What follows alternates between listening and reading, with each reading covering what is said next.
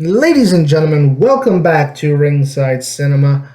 I am Money Mike, and today we are going to be looking at who could be the first Women's Intercontinental Champion. Ladies and gentlemen, women mid-card titles for the main roster are here.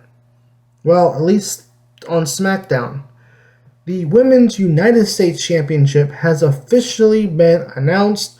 You can check out my video here where I discuss who could be the first Women's United States Champion and make a very bold prediction for that title and the match at WrestleMania 41. And go ahead, hit that like and subscribe button right now, as I produce weekly wrestling content here on the channel. And not only am I wearing my honorary Uce Sami Zayn t-shirt because Sami Zayn is a former Intercontinental Champion, but because I'm here to tell you that Ringside Cinema Live returns for Survivor Series on November 30th. I will be live with my reactions to the Bloodline Civil War games. Throw your ones to the sky for the OG Bloodline reunion. And of course, I have all my thoughts, thoughts and reactions, post-show and all that other fun, live stream stuff. So hit that like and subscribe button today. Now, the Women's Intercontinental Championship. Now, I will say this. It's about time these titles were announced. I think these are about a year or two behind. These should have been made official, a year or two ago. The women's roster in WWE is so stacked. You go all the way down to NXT. That NXT women's roster is insane right now. And you look at SmackDown, you look at Raw. So now there's going to be more TV time for women, especially once SmackDown goes 3 hours in January, and probably once Raw goes back to 3 hours on Netflix. The SmackDown roster did not include Charlotte Flair. The last time we saw Charlotte, she was on SmackDown. But I did not include her because she was not only is she injured, but the fact that she's probably going to come back and go right into a feud with Nia Jax. So I kind of did not really think that Charlotte was a possibility to win the United States title. Much like here on the Raw roster page, they still have Becky Lynch listed. Even though, as far as we all know, she is a free agent and could sign anywhere she wants. So, even though she is on the Raw roster page, I am not including Becky Lynch. Even though they wanted Becky, if Becky did come back in time for this, I could see that being a possibility. So I just want to throw that out there. So, let's go over the rest of the women's Raw division. Starting with the Unholy Union, Alpha Fire, Isodon. I think they're going to be in the tag team division and for a while until Triple H decides that it's time to make them single stars, or one of them splits off and they feud or whatever. Asuka, she is currently injured, but I think Asuka, depending on when they announce this title and when they have matches, tournament, whatever they're going to do, if Asuka is back in time, I could see Asuka being the first Women's Intercontinental Champion, because I don't think Io Sky is going to be a possibility here, because I think she beats Liv Morgan for the Women's World title, be it Survivor Series or the Raw before Survivor Series or the Raw after Survivor Series, whenever they do that match. But yeah, I think Asuka, with all her accomplishments in WWE, she would instantly give credibility to that title. So I'd have her up there as a very high possibility of her winning, being the first women's Intercontinental champion.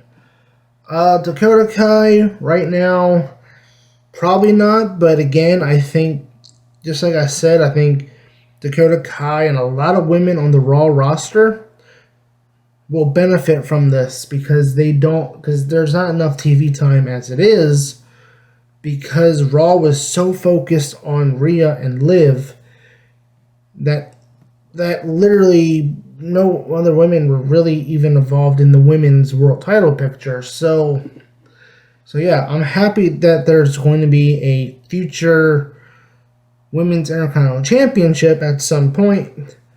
Again, they have not announced it, but this is just my prediction based off the fact that we have a Women's United States Championship announced on Smackdown. But yeah, Dakota Kai, I think, will be a great thing for a lot of women like Dakota Kai who can get more TV time out of this, and they'll have a championship to fight for. Io Sky. I just said Io Sky will probably beat Liv Morgan for the women's world title, so I don't see this as a possibility. But if Asuka is not back in time, and for whatever reason they want to extend Rhea Ripley and Liv Morgan to WrestleMania, and Liv Morgan is still the world champion, then I could see Io Sky winning the Women's Intercontinental Championship. Kairi Sane, once again, I think another great choice, but I could see them kind of keeping her within the tag team division, even with Asuka coming back. I think, again, you could put Asuka with Kairi as a tag team, or with tag team, since Io would be busy with the women's world title. Katana Chance and Kaden Carter, I think they're still going to be in the tag team division, but I think at some point, I think we're definitely going to get a split between the two, and they're going to go on their solo run at some point, maybe next year. Liv Morgan, I just talked about Liv Morgan. If Io Sky does beat Liv for the women's world title, then I think there's a strong possibility that Liv Morgan and Raquel Rodriguez will be the ones to take the women's tag team titles off of Bianca and Jade and win the women's tag team titles. So I don't see Liv Morgan winning the women's Intercontinental Championship. Lyra Valkyria, she's another young rising star in the women's division in WWE. More TV time for her. More, she was former NXT Women's Champion. And she's kind of been lost in the shuffle, just like a lot of women have been, because apparently only Rhea and Liv can fight for the women's world title.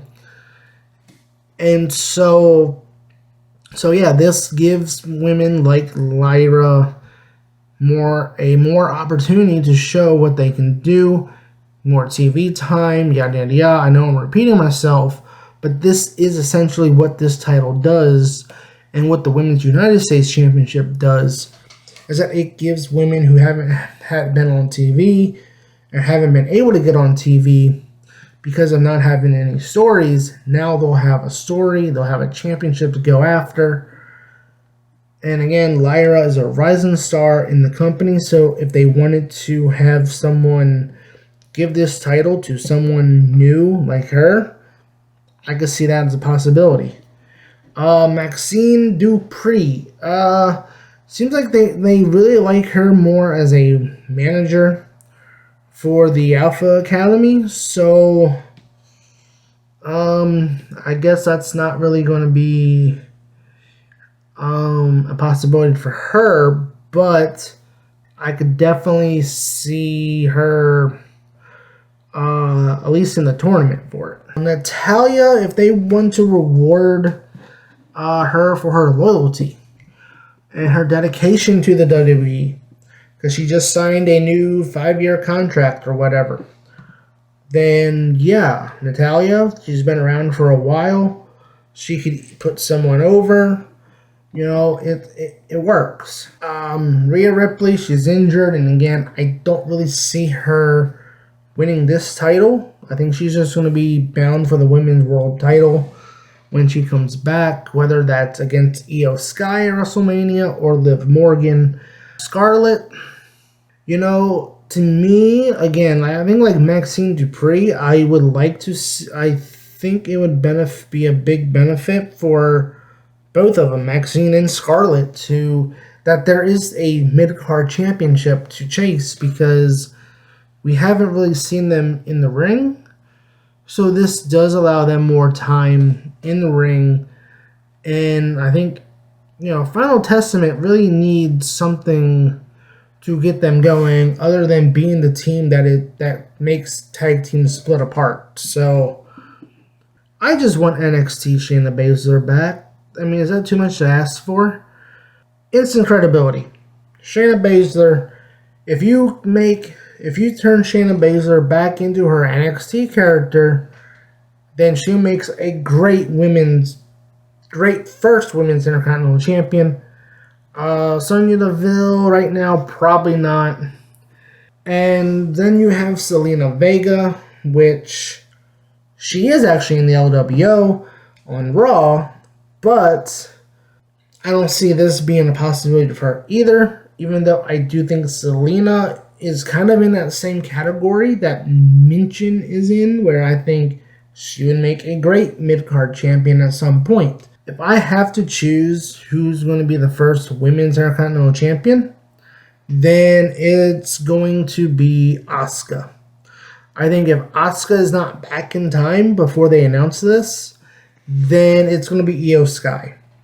Because if Io Sky doesn't win the women's world title from Liv Morgan and they stretch this whole thing out between Rhea and Liv to WrestleMania, then Io Sky to me makes the most sense to be the first women's Intercontinental champion. So, comment below, who do you want to see as the first women's Intercontinental champion? Will it be announced on Raw tonight? And what do you think the title will look like? I don't really have a picture of what it could look like. There's no official title belt, but just Google it and you can kind of look and see the ones that fans have custom made. And yeah, so leave your thoughts below. I've been your host, Money Mike, and you've been watching Ringside Cinema. Ringside Cinema.